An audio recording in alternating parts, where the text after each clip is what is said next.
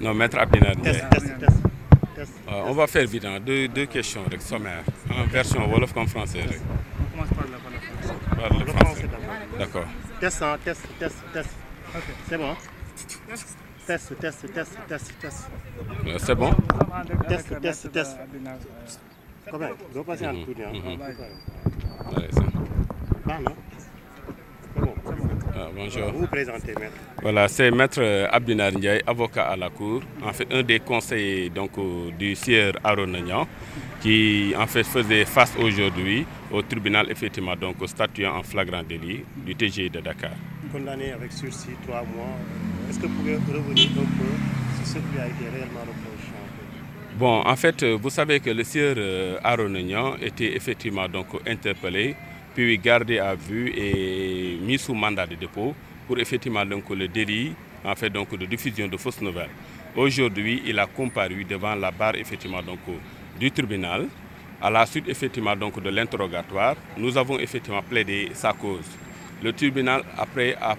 en avoir délibéré conformément à la loi, a estimé que le délit effectivement prévu par les dispositions de l'article 55 ne souffre d'aucune contestation en fait donc à son encontre et effectivement donc a prononcé en fait une peine en fait donc de culpabilité et l'a condamné à 3 mois assorti effectivement donc du sursis. Ce qui veut dire quoi? Que effectivement certes le tribunal estime qu'il est coupable des faits pour lesquels il comparaissait devant la barre effectivement du tribunal, mais néanmoins le tribunal en fait donc lui donne la possibilité de se racheter, c'est-à-dire de retourner en fait donc au soir.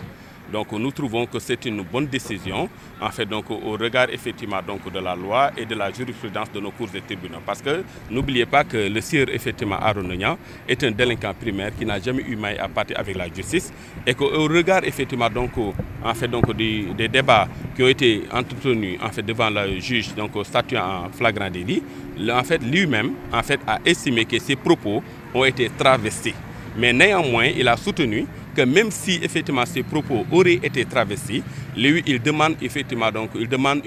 fait une amende honorable en fait au tribunal si effectivement ces propos contreviendraient à une quelconque disposition pénale. Mais on lui reproche aussi de ne pas avoir sourcé en tout cas ces... Non, il a référencé effectivement ces propos, mais seulement en fait donc le tribunal a attiré son attention que pour les cas d'espèce, en fait faudrait-il également un document scientifique pour attester effectivement le contraire. Alors tel n'a pas été le cas parce que lui-même en fait l'a dit effectivement devant le tribunal que ces propos ne sont effectivement fondés que sur des déclarations qui ont été soutenues par le professeur Raoul et par effectivement donc en fait Bill Gates qui est une personnalité également internationale très connue en fait donc pour ces déclarations.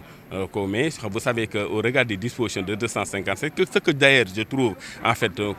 comme une disposition liberticide parce qu'en réalité en fait elle fait en fait du délit, non pas en fait un délit en fait intentionnel mais plutôt un délit en fait donc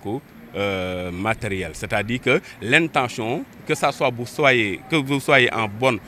ou mauvaise foi, peu importe, dès l'instant que la nouvelle effectivement qui a été diffusée, en fait c'est donc avérée fausse, vous tombez sous le coup de la loi. waaw maa ngi tudd maître Abdinar Ndiaye bokk ci ñi xam ni ñoo doon layal kii di Arona Niang ñu doon ko topp fii ci tribunal bu Dakar ci li ñuy wax maam diffusion de fausses nouvelles mooy wax joo xam ni amul sukkandikuwaay. Alors tribunal bi ñu demee ci tribunal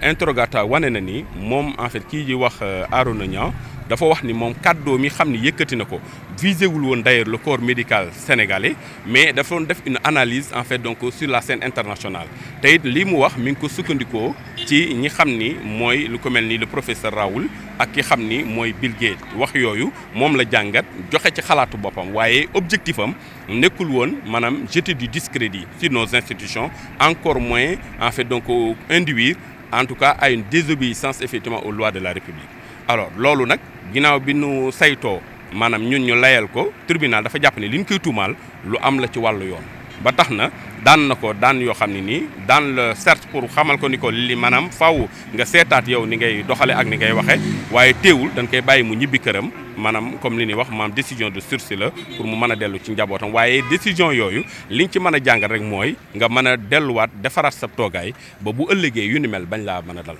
Voilà ñu ngi leen di sant di leen gërëm bu baax. Wasalaam. Bon,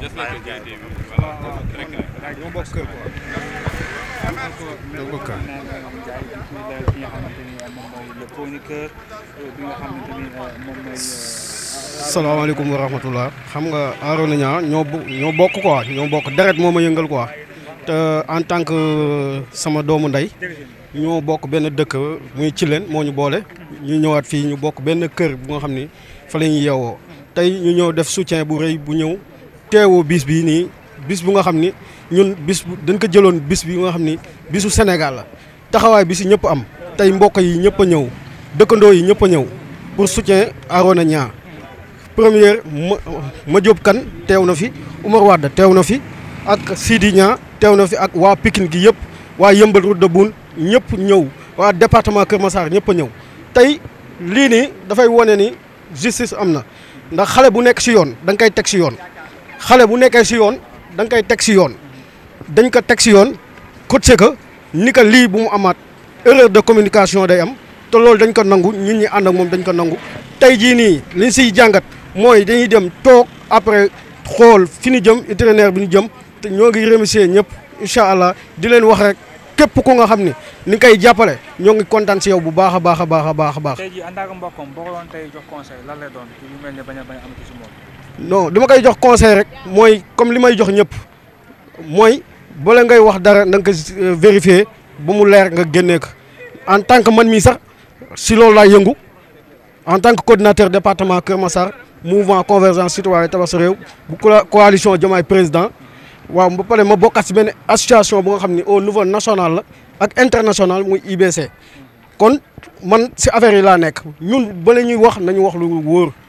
loolu la population bi dañu soxla président Ousmane Sonko mii nga xam ne dañ ko war a jàppale si li mu nekk nii ñun ñoo xeex bi ñoo combat bi ba tey jii ñu am lii kon nañ ko jàppale si communication ak régler ak fi ñu war a yem ñu yem fa loolu mooy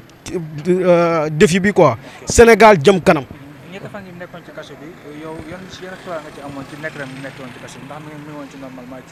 ci état bu baax daal. waaw loolu moom aw ma si woon xel ñaar ndax dama ni moom ak man ak keneen dama ni fu ñu mënti dugg góor yàlla lañu ndax mission kenn du ko ragal mission booy ragal doo dem mission yàlla daf ñu jagleel mission pour ñu ñëw fii remplir suñu défi kon nag lépp lu si ñëw conséquence yu si ñëw li ma koy conseil yàgg naa koy conseil góor day dëgër te dëgër boobu la nekk bi prison amul benn problème ba tey dafay génn nii waaw maa ngi remercier ñëpp di sant ñëpp. mbokk yi mi ngi noonu mu jëm ci wàllu ki nga xamante ni moom mooy chroniqueur Arona Niang yaakaar naa ni xibaar baa ngi noonu daan nañ koy daal di bàyyi.